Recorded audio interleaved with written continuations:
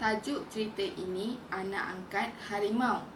Ada seorang petani tinggal bersama isterinya. Rumah mereka tidak begitu besar. Mereka sangat suka memelihara binatang. Binatang itu baik belaka. Tidak ada yang membuang najis di dalam rumah mereka. Kera bebas berkawan dengan kucing. Burung tidak di dalam sangkar. Harimau boleh keluar masuk ke dalam rumah. Antara binatang mereka sayangi ialah harimau. Mereka memeliharanya sejak kecil lagi. Harimau itu sudah berumur 8 bulan. Kedua-dua petani itu hidup sangat gembira. Mereka dikurniakan seorang anak lelaki. Mereka letak anak lelaki itu di dalam buaian di dapur. Harimau yang selalu menjaga anak itu ketika petani-petani tersebut pergi ke kebun untuk bercucuk. Pada suatu hari, petani mengasah parangnya dengan tajam. Hari itu, mudah benar dia menebang rumput rampai. Parangnya sungguh tajam, namun hatinya tidak senang, macam ada sesuatu yang tidak kena. Belum sampai waktunya, dia sudah pulang ke rumah. Isterinya menurut sahaja. Hampir sampai di rumah, petani itu berasa hairan. Rumahnya sepi sahaja. Tiada bunyi suara binatang. Harimau datang menyosongnya. Harimau itu menggeserkan badannya kepada petani itu. Petani itu terpandang mulut harimau yang berdarah. Hatinya teringat bayinya di dalam rumah di dapur. Dia memanggil isterinya. "Lihat mulutnya yang penuh darah itu. Habislah bayi kita," kata petani.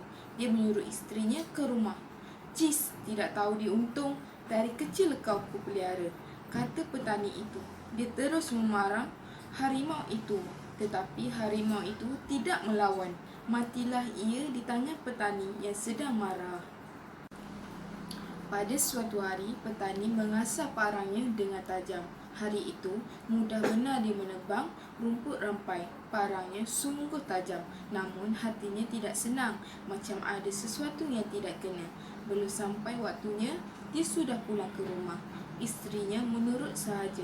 Hampir sampai di rumah, petani itu berasa hairan. Rumahnya sepi sahaja. Tiada bunyi suara binatang. Harimau datang menyosongnya. Harimau itu menggeserkan badannya kepada petani itu. Petani itu terpandang mulut harimau yang berdarah. Hatinya teringat bayinya di dalam rumah di dapur. Dia memanggil isterinya. "Lihat mulutnya yang penuh darah itu. Habislah bayi kita," kata petani. Dia menyuruh isterinya ke rumah. "Cis, tidak tahu diuntung. Dari kecil kau kupelihara," kata petani itu. Dia terus memarah harimau itu, tetapi harimau itu tidak melawan. Matilah ia ditanya petani. Sesudah itu, dia meneru isterinya. Mereka terlihat anak mereka masih di dalam buaian. Sedikit pun tiada cacat celah. Tiba-tiba mereka terpandang bangkai seekor ular sawa. Bangkai ular sawa itu di sebalik buaian anak mereka. Badannya terputus dua. Sekarang barulah mereka tahu perkara yang sebenar. Ularlah yang datang untuk menyerang anak mereka. Tetapi harimau telah membunuh ular itu. Mereka sangat menyesal. Mereka membunuh harimau itu dengan tidak menyiasat terlebih dahulu.